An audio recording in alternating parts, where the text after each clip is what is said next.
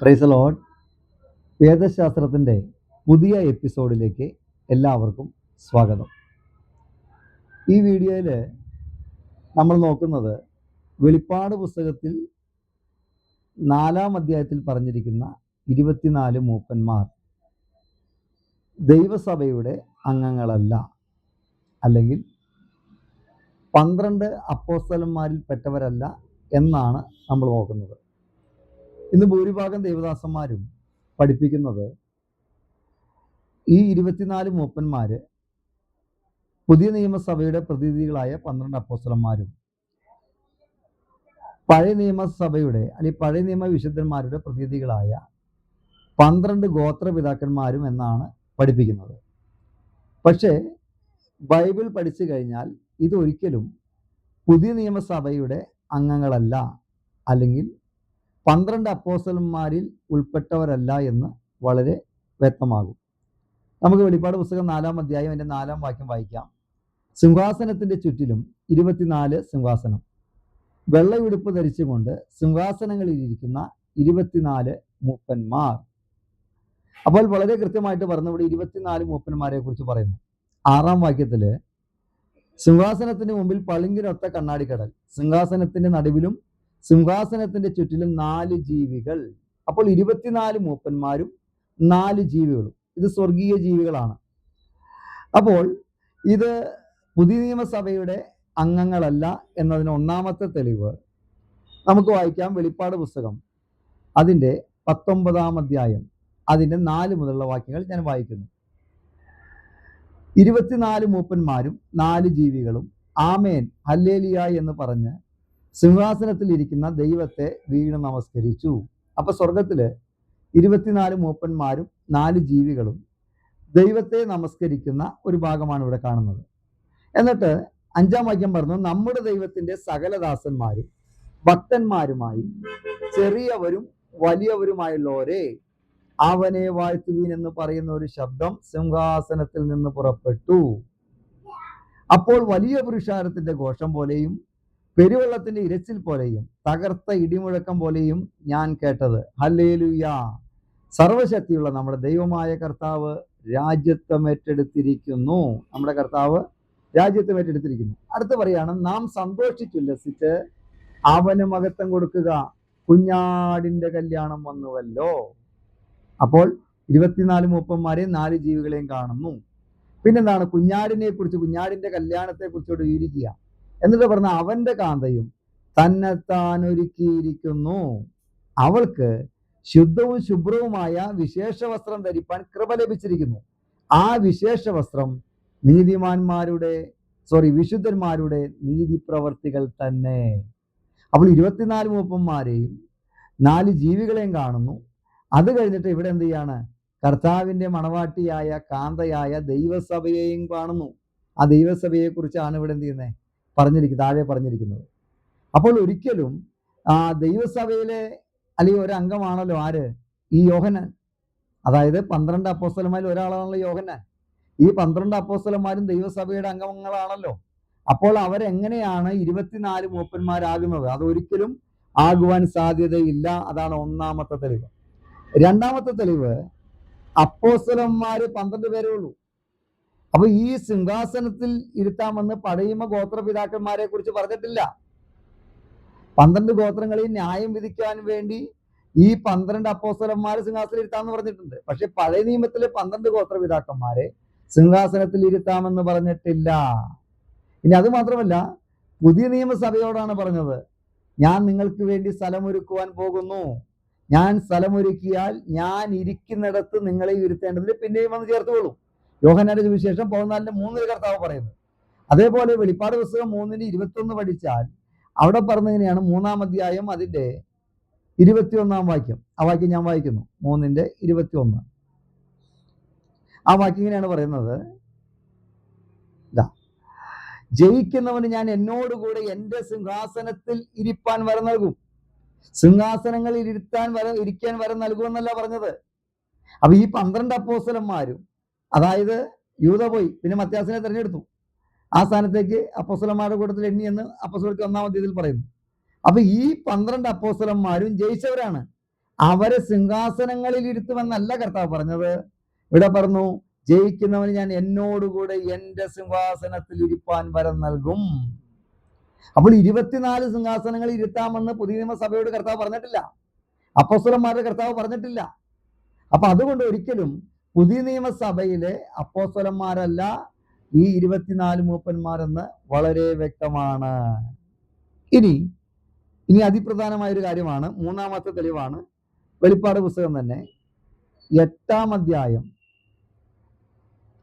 അതിന്റെ 3-ാം വാക്യം, 8:3. ആ വാക്യം ഇങ്ങനെ വായിക്കുന്നു: മറ്റൊരു ദൂതൻ ഒരു സ്വർണ്ണ ധൂപകലശവുമായി വന്ന് യാഗപീഠത്തിനരികെ നിന്നു. സിംഹാസനത്തിന് മുമ്പിലുള്ള സ്വർണപീഠത്തിന്മേൽ സകല വിശുദ്ധന്മാരുടെയും പ്രാർത്ഥനയോടുകൂടെ ചേർക്കേണ്ടതിന് വളരെ ധൂപവർഗം അവന് കൊടുത്തു. ധൂപവർഗത്തിന്റെ പുക വിശുദ്ധന്മാരുടെ പ്രാർത്ഥനയോടുകൂടെ ദൂതന്റെ കയ്യിൽ നിന്ന് ദൈവസന്നിധിയിലേക്ക് കയറി. അപ്പോൾ വിശുദ്ധന്മാരുടെ പ്രാർത്ഥന കൊണ്ടുപോകുവാനും തിരിച്ചു കൊണ്ടുവരുവാനും പ്രാർത്ഥന മറുപടി കൊണ്ടുവരുവാനും ദൈവം ദൂതന്മാരെയാണ് ഏൽപ്പിച്ചിരിക്കുന്നത്. ദാനിയേൽ പ്രവചന പുസ്തകം 10-ാം അധ്യായത്തിൽ ദാനിയേൽ 21 ദിവസം ഉപവസിച്ചപ്പോൾ 1-ാമത്തെ ദിവസം തന്നെ മറുപടിയായിട്ട് ദൂതൻ വന്നു എന്നാണ് അവിടെ വെച്ചിരിക്കുന്നത്. പക്ഷെ പാർസി രാജ്യത്തിന്റെ പ്രഭു എന്ത് ചെയ്തു? അവനെ തടഞ്ഞു എന്ന് പറയുന്നു. അപ്പോൾ പ്രാർത്ഥനയുടെ മറുപടി കൊണ്ടുപോകാനും ദൂതന്മാരെയാണ് ഏൽപ്പിച്ചിരിക്കുന്നത്. ഒരിക്കലും എന്ത് ചെയ്തിട്ടില്ല, വിശുദ്ധന്മാരെ അല്ലെങ്കിൽ കർത്താവിന്റെ രക്തത്താൽ വീണ്ടെടുക്കപ്പെട്ട വിശുദ്ധന്മാരെ അല്ലെങ്കിൽ അപ്പോസ്തലന്മാരെ പ്രാർത്ഥന കൊണ്ടുപോകാൻ വേണ്ടി ഏൽപ്പിച്ചിട്ടില്ല, പ്രാർത്ഥിക്കാൻ വേണ്ടി ഏൽപ്പിച്ചിട്ടുണ്ട്. പൗലോസും പറയുന്നുണ്ട്, ഞാൻ എനിക്ക് വേണ്ടി പ്രാർത്ഥിക്കണം. അപ്പൊ പരസ്പരം പ്രാർത്ഥിക്കാൻ ഏൽപ്പിച്ചിട്ടുണ്ട്. പക്ഷേ സ്വർഗത്തിലേക്ക് പ്രാർത്ഥന കൊണ്ടുപോകുവാൻ പുതിയ നിയമത്തിലെ ആരെയും ദൈവം ഏൽപ്പിച്ചിട്ടില്ല. അത് ദൂതന്മാരെയാണ് ദൈവം ഏൽപ്പിച്ചിരിക്കുന്നത്. അപ്പൊ വളരെ വ്യക്തമാണ്, 24 മൂപ്പന്മാർ ദൂതഗണത്തിൽപ്പെട്ടവരാണ്, ഒരു പ്രത്യേക ദൂതഗണത്തിൽപ്പെട്ടവരാണെന്ന് വളരെ വ്യക്തമാണ്. നമുക്ക് ഇതിനെക്കുറിച്ച് വെളിപ്പാട് പുസ്തകം ക്ലാസ് എടുക്കുന്നുണ്ട്, ആ സമയത്ത് നമുക്ക് ഇടാം.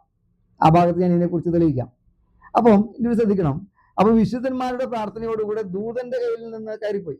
ഇനി നോക്കിയേ, ഈ 5-ാം അധ്യായം 8-ാം വാക്യം 5-8 പറയുന്നതിനെയാണ് ഞാൻ വായിക്കുന്നു. 5-8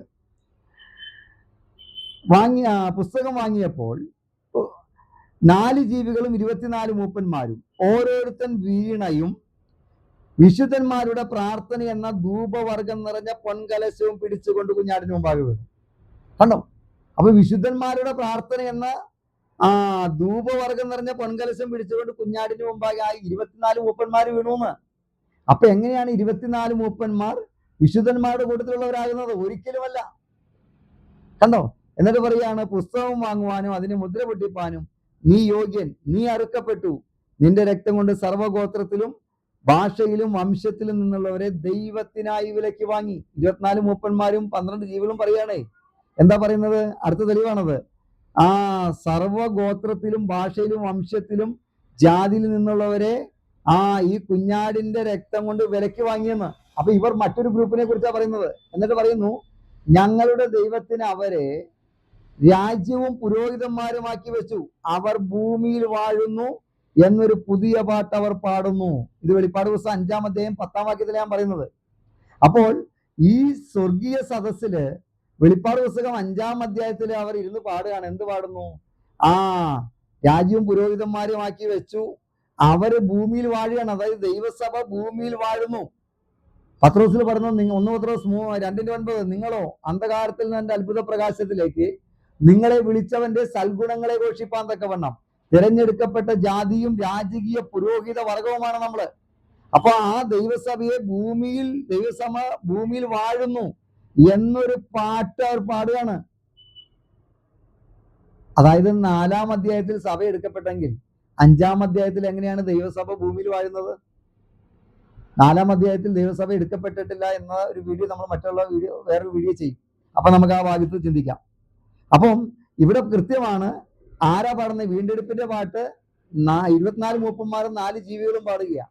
എന്നിട്ട് അവർ പറയാണ്, വീണ്ടെടുക്കപ്പെട്ടവർ ഭൂമിയിൽ വാഴുന്നു. അപ്പൊ ഒരിക്കലും വീണ്ടെടുക്കപ്പെട്ടവരുടെ കൂട്ടത്തിൽ പുതിയ നിയമസഭയുടെ കൂട്ടത്തിലുള്ളവരല്ല 24 മൂപ്പന്മാർ എന്ന് വളരെ വ്യക്തമാണ്. ഇനി അടുത്ത തെളിവ് 7-ാം അധ്യായം, വെളിപ്പാട് പുസ്തകം 7-ാം അധ്യായം അതിന്റെ 14-ാം വാക്യം. 14-ാം വാക്യം ഇങ്ങനെ പറയുന്നു, യജമാനൻ അറിയുന്നുവല്ലോ.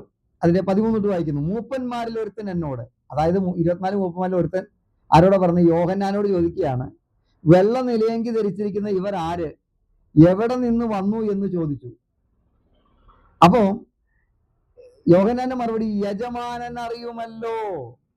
അപ്പൊ 24 മൂപ്പന്മാരിൽ ഒരുത്തനാണ് യോഹന്നാൻ എങ്കിൽ ഈ യോഹന്നാനും ഈ കാര്യങ്ങൾ അറിയണ്ടേ? ഈ ബഹുപുരുഷാരെ എവിടെന്നാ വന്നതെന്ന് അറിയണ്ടേ? അപ്പൊ എല്ലാ മൂപ്പന്മാർക്കും ഒരു അറിവില്ലേ? വളരെ ശ്രദ്ധിച്ച് പഠിക്കേണ്ട ഒരു ഭാഗമാണത്.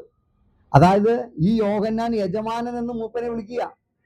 അപ്പൊ ഒരിക്കലും എന്തല്ല, 12 അപ്പോസ്തലന്മാരുടെ കൂട്ടത്തിൽപ്പെട്ട യോഹന്നാൻ ഒരിക്കലും മൂപ്പന്മാരുടെ കൂട്ടത്തിൽപ്പെട്ട ഒരാളല്ല എന്ന് വളരെ വ്യക്തമാണ്.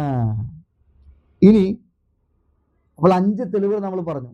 നമുക്കറിയാം, പുതിയ നിയമസഭയ്ക്ക് മാത്രമാണ് എന്ത്, സിംഹാസനത്തിൽ ഇരിപ്പാനുള്ള വരം നൽകിയിരിക്കുന്നത്. അല്ലാതെ പഴയ നിയമ 12 ഗോത്രങ്ങളിലെ ഗോത്രപിതാക്കന്മാർക്ക് ഒരിക്കലും സിംഹാസനങ്ങളിൽ ഇരിക്കാനുള്ള വരം നൽകിയിട്ടില്ല. അതുകൊണ്ട് അവരുമല്ല 24 മൂപ്പന്മാരിൽ 12 പേര് പഴയ നിയമ വിശുദ്ധന്മാരുമല്ല, അല്ലെങ്കിൽ പഴയ നിയമ ഗോത്രപിതാക്കന്മാരുമല്ല, പുതിയ നിയമത്തിലെ 12 അപ്പോസ്തലന്മാരുമല്ല എന്ന് വളരെ വ്യക്തമാണ്. നമുക്കിതിനെക്കുറിച്ച് വിശദമായിട്ട് വെളിപ്പാട് പുസ്തകത്തിലെ ക്ലാസ് എടുക്കുമ്പോൾ നമുക്ക് പഠിക്കാം. ഇനി അനേകം ഇതുപോലെ പുതിയ പുതിയ അറിവുകൾ അനേകമുണ്ട്. നിങ്ങൾ പരമാവധി ആളുകളിലേക്ക് ഇത് ഷെയർ ചെയ്യുക. വരുന്ന ദിവസങ്ങളിൽ മറ്റുള്ള ക്ലാസ്സുകൾ നമുക്ക് എടുക്കാം. കർത്താവ് നമ്മളെല്ലാവരെയും ഒരിക്കൽ കൂടെ അനുഗ്രഹിക്കുമാറാകട്ടെ. Praise the Lord.